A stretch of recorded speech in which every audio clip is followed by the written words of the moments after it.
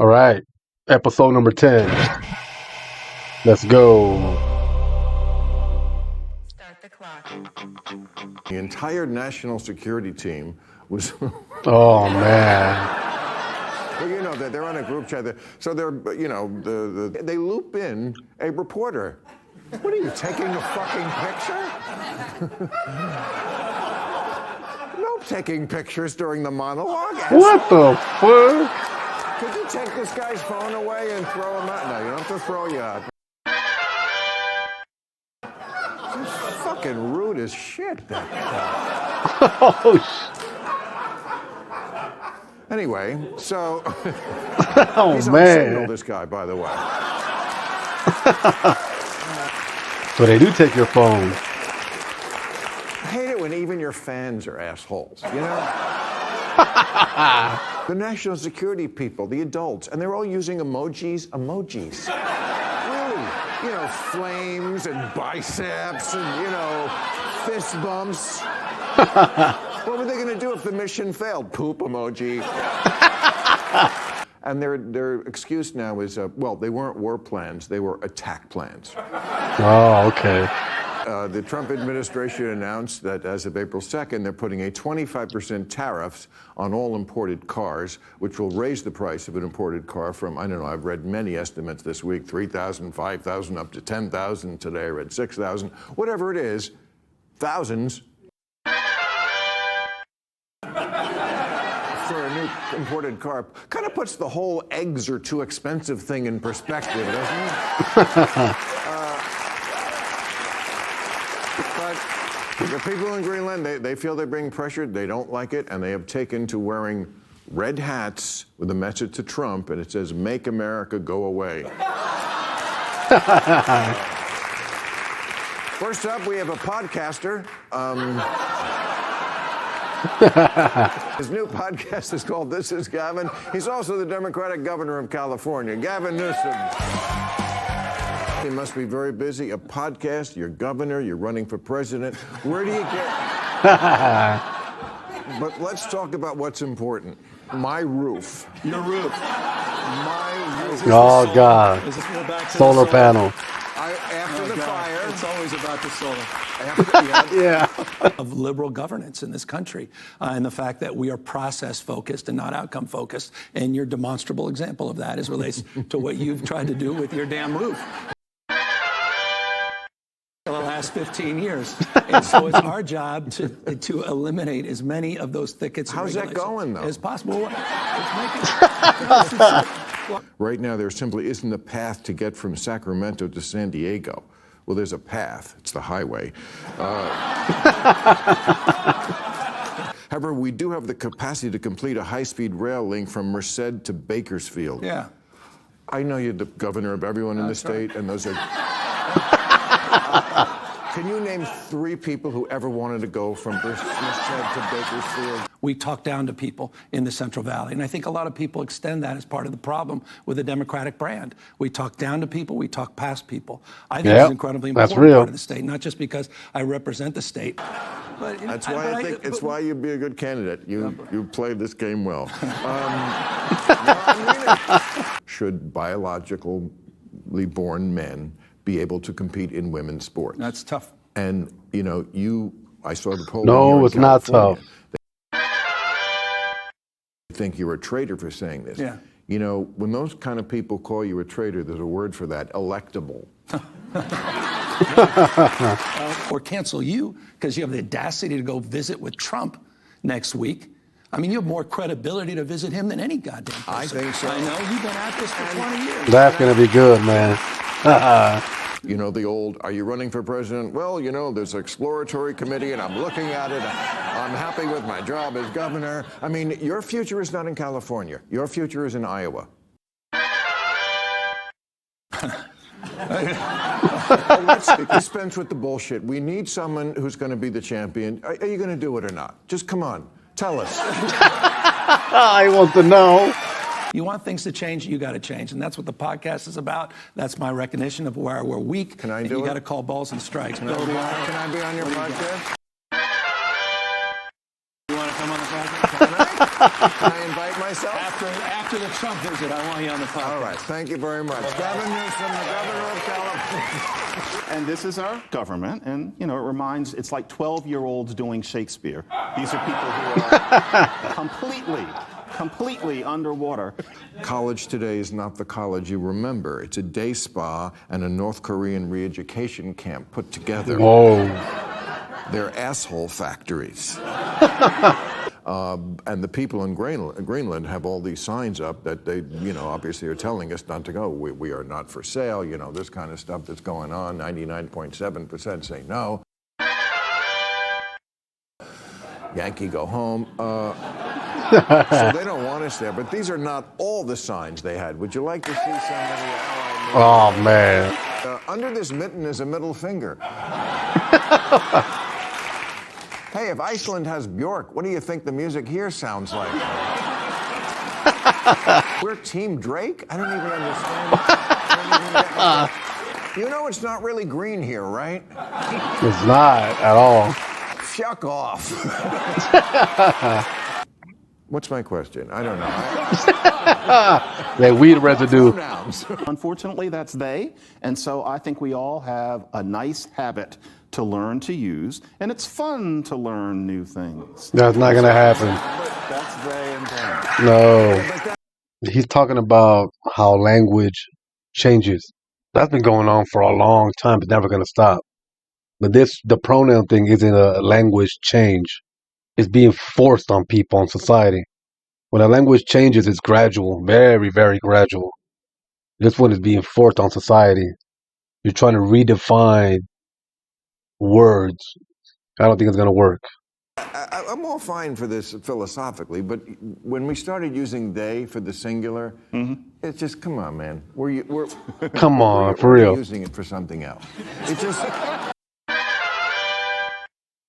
I would be reading an article in the paper, and I'm like, and I go back 3 paragraphs. I guess they were talking about 2 people. Oh, that's right. It's just, yeah, you gotta come me up too. with your own shit, you know? That they is difficult in print. So why don't we use a capital T with the they when it refers to a single person, somebody, isn't that, yeah, see? That'll help. It makes it easier to read. And so if the they is going to settle in, and I'm pretty sure it is, I think that we should just have this new, as we call it, orthographical convention. It's not going to settle in. Wait, hold on, what did you say? I think that we should just have this new, as we call it, orthographical convention, because that'll make reading much easier. Let's make reading easier. I get it. It triggers you because you think of the original meaning of woke, which is alert to injustice, which we're all for. But then, I'm sorry. It became something else. The crowd decided that it was the word we're using for too far leftist crazy bullshit. And I just would love to know what you think about that.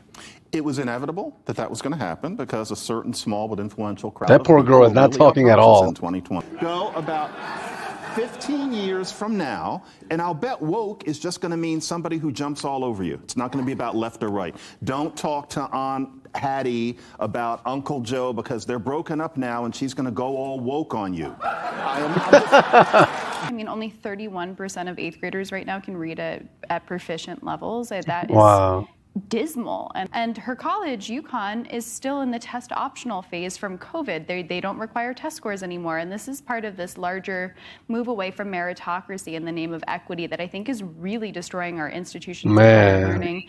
Even Mexico has they're like 2 grades above your average American student. So whoever's in 3rd grade here, over there they're doing 5th grade level work at the same age. So I'm pretty sure it's worldwide. Questions that are just preposterously easy for at least our brilliant audience would understand. But really, it's true. I mean, these people know things. They wouldn't be watching this show if they didn't. But I'm talking about like questions like, you know, what's the biggest city in the world? Europe. And these are not joke answers. That's Mexico City. Who won the Civil War? The American. Technically, that's right. In a way, who's the first person to walk on the sun? Oh. On the sun. Who did they think it was? Lance Armstrong. Time for new rules. New rule. New rule since 23andMe just declared bankruptcy and Dollar Tree just sold Family Dollar at a loss of $7 billion. They have to form a new company, Family Tree. New rule, when I push the elevator close door button, the door has to close immediately. Not in 5 seconds, not in 8 seconds. There's a guy coming down the hall with 3 suitcases and a crying baby. Stop fucking with me and do your job. New rule, the Florida cop who spent 2 weeks waiting for a thief who swallowed a pair of diamond earrings to pass them.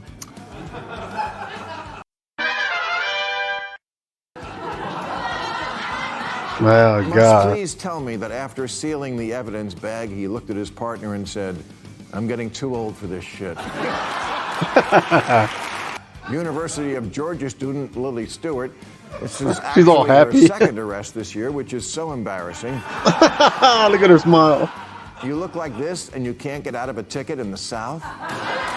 Or that his communications director, Stephen Chung, said it was justified because Trump, quote, is a virtuoso and is...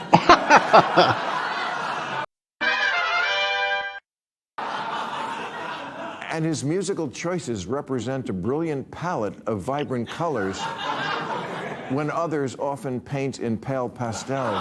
Stephen, don't get any in your hair.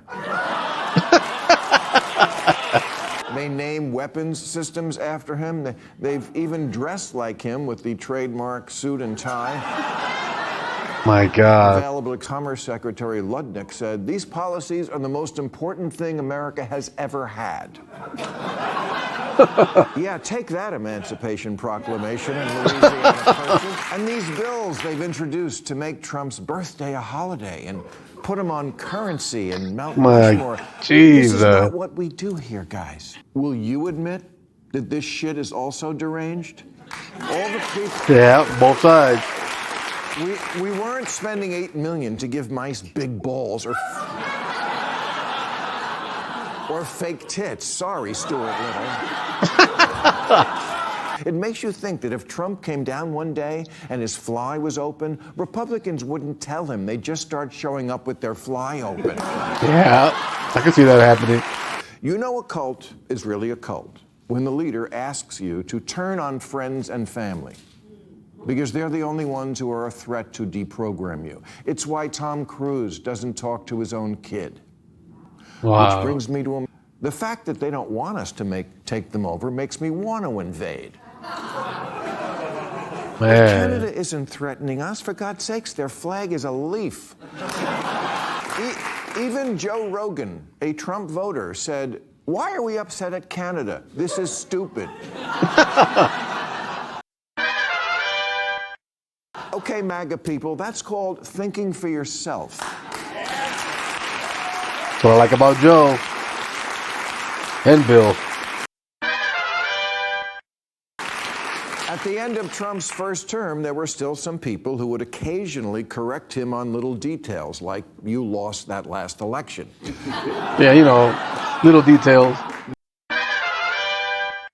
But now we have Lauren Boebert saying we must rally behind President Trump to secure his third term. Oh. Something Steve Bannon is advocating for as well. And you just know that soon the entire Republican Party will be on this page. You know this is wrong. You know in your heart this is the moment when Rome stops being a republic. So come on, be like those mice and grow a pair of balls. All right, that's our show. We're off next week and back on April 11th. All right. John McWhorter, Rikki Schlott, and I will catch you on the next one, man.